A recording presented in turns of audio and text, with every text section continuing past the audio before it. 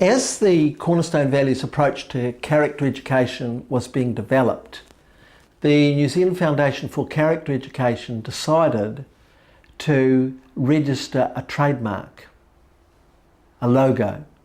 And the reason for this was twofold. The first reason was to protect the integrity of the resources that were being developed. And the second reason was that schools that successfully implemented the Cornerstone Values approach could be accredited to use the registered trademark to indicate to their communities that this was the approach being implemented in their school. So we have a process whereby schools can apply to be accredited to use the logo, and they use them on their signage, on their letterheads, on their school publications and communications. Now to be granted the use of the Cornerstone Values logo, they have to meet a number of criteria, and these criteria are based on the paper I've already referred to, the 11 Principles of Character Education. Now, if you're interested in seeing what these criteria are, you could look on our website, www.cornerstonevalues.org, and you'll find those criteria there. In addition to meeting those criteria, the Foundation invites written statements from visitors to the school, usually people in official positions, just making some observation about the school. And then an independent principal from outside the school's region visits the school and spends some time there and reports to the Foundation in terms of the delivery of character education.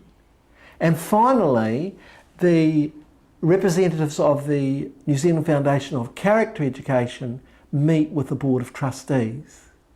Now, if it is decided to accredit the school with the use of the registered trademark, then the school signs an agreement with the Foundation.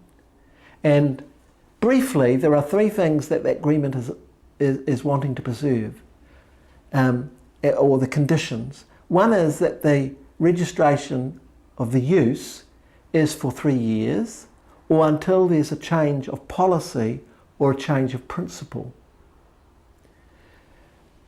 And there's another condition that the Foundation guards very jealously, and that's that the school undertakes to advise the Foundation for Character Education if anything happens in that school to bring the credibility of the Cornerstone Values logo into disrepute. So that's one way that a school could know whether it was being successful in the implementation of the approach.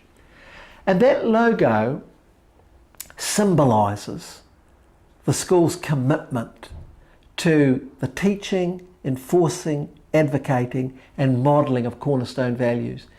It's not saying this is perfection, this school has arrived.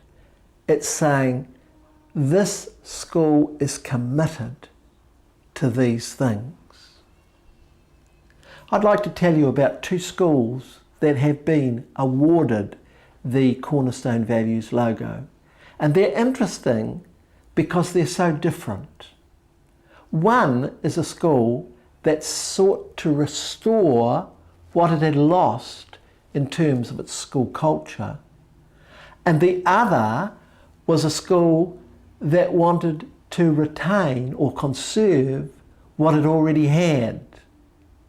One is the Q School in Invercargill, which sought to restore, and the other is Western in North Otago, which sought to conserve. Now, the interesting thing about these two schools is that they're so different. The Q school is suburban, the Western school is semi-rural. Q school has a low decile classification. Western school has a high decile classification. Q school serves an area where there's large unemployment. Western serves a community where there is low unemployment. Q has a large component of one-parent families. Western has few families where there's just one parent. And Q school became interested because it had problems with the management of behaviour, where Western school simply wanted to conserve the positive culture that it already had. Now, they were the differences, but there were similarities that are quite fascinating. The similarities were these. Both schools recognised that they had a need. Both schools defined their requirements. They thought about what it was that they required. And then they investigated the available resources, approaches, or programs. And they both selected the Cornerstone Values approach on its merits, not because of its resources, but because of its rationale, because of its research, and because it was proven historically to work. Both schools provided initial staff training for all the staff and all the trustees. So the staff and the trustees of both schools started off with the same initial training experience. Both schools consulted with the parents and the wider community, and both used the Cornerstone Values Parent Questionnaire, and both got similar results. Both found they had the overwhelming support of parents, which is a powerful mandate when it comes to the management of a school or the management of a class. Both schools provided ongoing training and evaluation, and finally both were awarded the use of the Cornerstone Values logo. When you have a school where there seems to be chaos and there's difficulty in discipline, there's a great deal of problems with management, there has to be an alternative. And the alternative that we came up with was Cornerstone Values. And the idea that working as a team, right across the school, including the Board of Trustees, the parents and the staff and the children, seemed attractive. And the concept that you set expectations for everybody in the school. And that's really what we looked at. We looked at Cornerstone Values. And I guess in the initial stages, when we were looking for an alternative, the idea of something that was already tried in terms of the values of honesty and discipline and respect and so on, they'd already been tried, and it was just a case of reintroducing that back into the school. And Cornerstone Values, character education, seemed to offer that. We didn't want a quick fix. We didn't want a band-aid sort of solution. We saw Cornerstone Values right from the onset that it was a long-term process.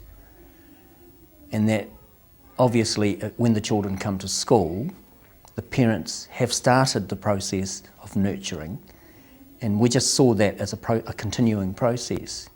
That when children came to our schools, they knew from day one that these were the expectations, that these were the acceptable behaviours, these were the behaviours that were not acceptable. I guess right from the onset we realised that one of the crucial factors was changing people's thinking. That everybody has to model, that there are expectations. We set the boundaries, children come in, staff come in, Board of Trustees come in, the parents come to the school, and they know these are the acceptable expectations and behaviours, and the reverse are not acceptable. But it doesn't mean that overnight you change people. It's a long process. I've not had a negative comment in the 18 months that we've been gone through this consultation process and then began the delivery. I've not had a negative comment, and that's from parents who worry about their children, who worry that coming into a playground with 200 other children, what character traits will they pick up? They know the influence of television on their children's lives, and they know that there is a gradual but very observable breakdown in the kind of character traits that our society would value over recent years. They read statistics and worry about that. So there certainly has been a lot of support from our community. The children, I think, are very accepting, and I think they enjoy the approach. As I said before, we don't go overboard. I think there is a risk of it becoming tacky if we are always talking respect, always talking responsibility, and we become preachy. So I'm wanting to sit over the top of everything we do, but it is immersed, but it doesn't have to be talked about every second. We're like any school, and we're busy with literacy and numeracy, but this is a big thing that hopefully children see as being natural, and encourages them to be or to think about how they can be the best person, and make choices. So I think every person has choices, and I'd like to think that out in the playground or later on in life, the choice to do something that's right and the choice to do something that's not right may be influenced by something they learnt at school, and maybe we're reinforcing that something they got at home.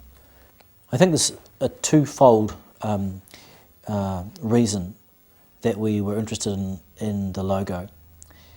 One was the importance for us to have our school delivery attached or follow an approved approach.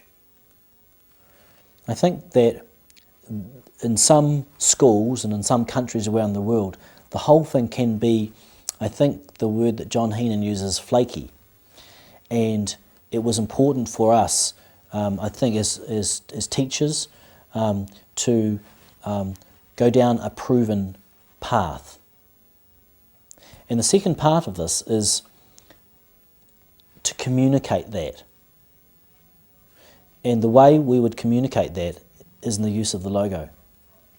So I'd like to think that parents who are sending their children here know that the approach is not flaky, that we are, I guess, have got some recognition of quality. I think it's a quality control measure, and if the New Zealand Foundation for Character Education is saying this school is worthy of accreditation, then I think we are able to fly a flag to our community and say, this is what we do. You can come and you can read about it, you can come and observe it. We're not going off on a tangent. This is not some clever idea from the principal or a particular group of parents on the Board of Trustees who have thought up, values education. I think it's a quality control measure that I'm very keen on, and I want to be able to tell our community we teach Cornerstone values, and this is the approach after careful consideration and consultation that we have adopted, and we want to communicate that. As I think about these two schools, I realise there's another critical factor that's similar in both schools. They're both led by principals who are highly principled, who are recognised by their colleagues and their communities as practising principle-centred leadership. There's nothing about those two principles that could be a barrier to the implementation of the Cornerstone values approach.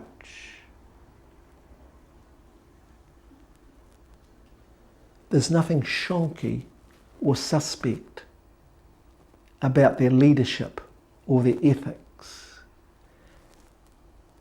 And I'm beginning to see that that probably is the most important factor for the implementation of the Cornerstone values approach to character education. The principal of Western School says, the approach in terms of its impact on the school is both a small thing and a large thing. It's a small thing because it doesn't add to the curriculum and it doesn't take a lot of extra time, but it influences the behaviour and the whole tone and culture and ethos in the school. He said it's like tossing a pebble into a pool and it ripples out. If you implement the Cornerstone Values approach to character education, there are some things that I can confidently say that you can expect.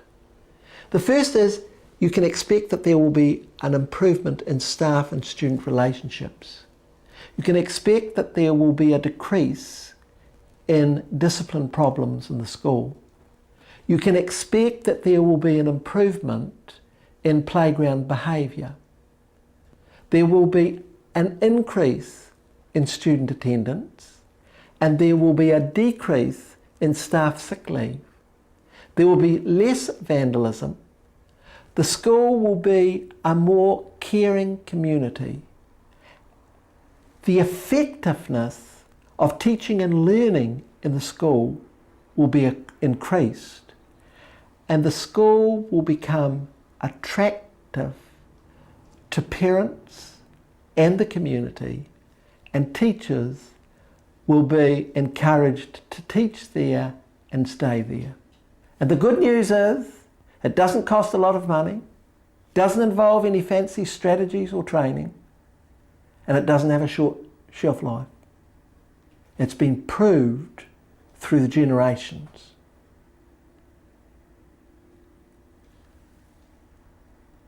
The final thing that I would say to anyone contemplating implementing the Cornerstone Values approach to character education is simply this. Remember that the best values teaching or the best character education inspires young people by making them keenly aware that it is their own character that is at stake.